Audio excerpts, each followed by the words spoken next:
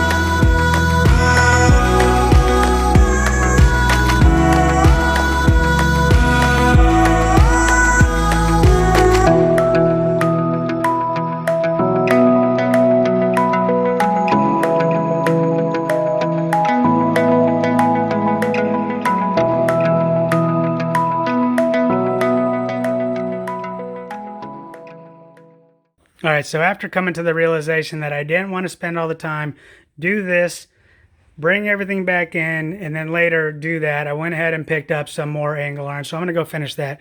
Now, in order to kind of speed up the process, I got things kind of set up. I'm going to clear things out of the way, and I'll set you guys up so you can watch. I was doing sanding, a orbital disc sander. I think now I'm going to pull out the angle grinder. Actually, let me show you here. So here's a good thing about Milwaukee.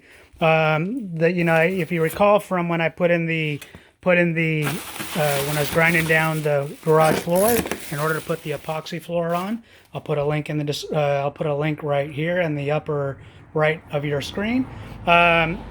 You know, I brought it to the Milwaukee store and they sent it back fixed. So I think what I'm going to try is put on the sanding polishing attachment for my angle grinder and give that a go, because the orbital sander, it was doing the job, it was just taking too long. So let's I'm not sure how this is going to go, but let's give it a go. All right, let's send it.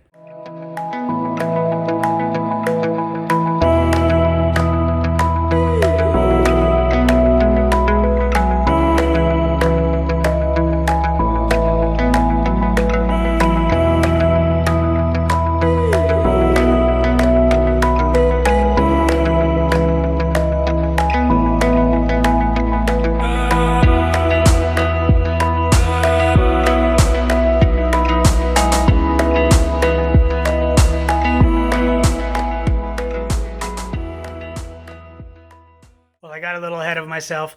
At least that piece I'm not going to be cutting, but I need to go ahead and get the hacksaw out, measure all the other pieces so I can get those cut down to size, and then we'll get back to the angle grinding.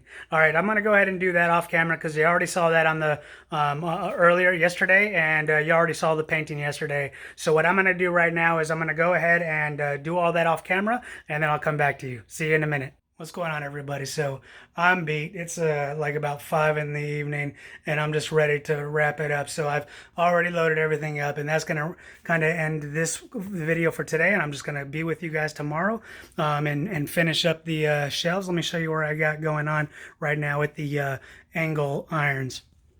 All right, right now they are currently drying. I got one side that has the 3 coats. One thing that I actually do like about this paint is it only takes 2 or 3 minutes before you can move on to the next coat. So you get one side done pretty good. So I've already done 3 coats on both of these so far, both of these groups. The next step is going to be for me to turn them over. It says like it's fully dry to the touch at 20 minutes. So it feels like it kind of is, but I've had some bad experience in the past where I've followed the directions. It was, maybe I went too heavy, I don't know, but it wasn't quite ready. So it basically, with the paper was sticking to it when I got it. So I'm going to let it just dry for probably like an hour and a half to 2 hours before I turn them over. I'll come outside, paint them. As a matter of fact, it'll probably be about 6, so there'll still be some sunlight, and then later in the evening I'll bring them in. But that'll end it for today. I'll see you tomorrow. Good morning. It is the next day, and we're going to go ahead and get started. I accidentally left the angle irons out, but let me show you. They're looking good. I'll show you what they look like in sunlight. Hold on one second. All right, here they are covered up with the paper that was covering them up, but let me go to wide view for you guys. But yeah, these things are looking pretty good. They are ready to go. So what I'm going to do off camera is I'm going to go ahead and pull everything back out. That's been pain in the butt, taking everything in and out. That's been adding on hours of time, but it's what I got to do.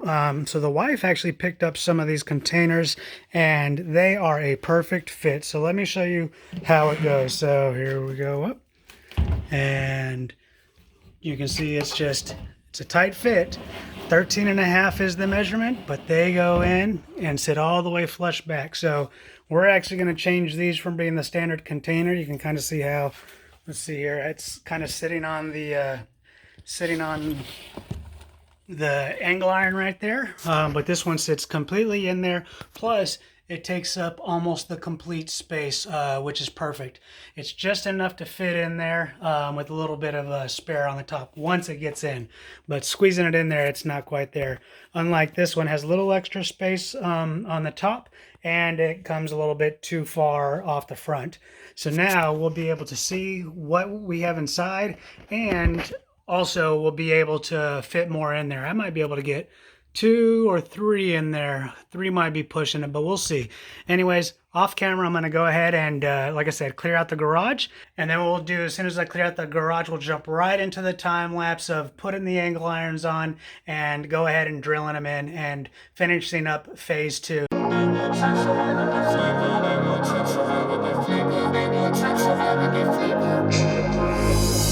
She's the it girl, the one to know. Out of your dreams, she makes it known. She's A-list, but no one knows what I know, what I know. She'll chew you up and spit you out. She'll take your soul without a doubt. She'll break your heart, cause no one knows what I know, what I know. I know what she has to hide. She will cut you deep inside. You should turn it up, cause you don't know what's behind those blue eyes.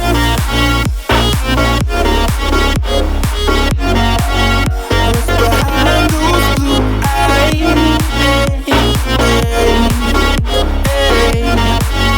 What's behind those blue eyes?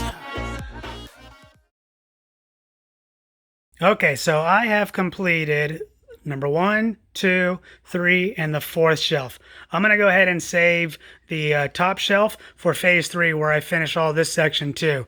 And so we'll see more of that later. I didn't want to bolt that one in just in case I need to move things around on the shelf up here.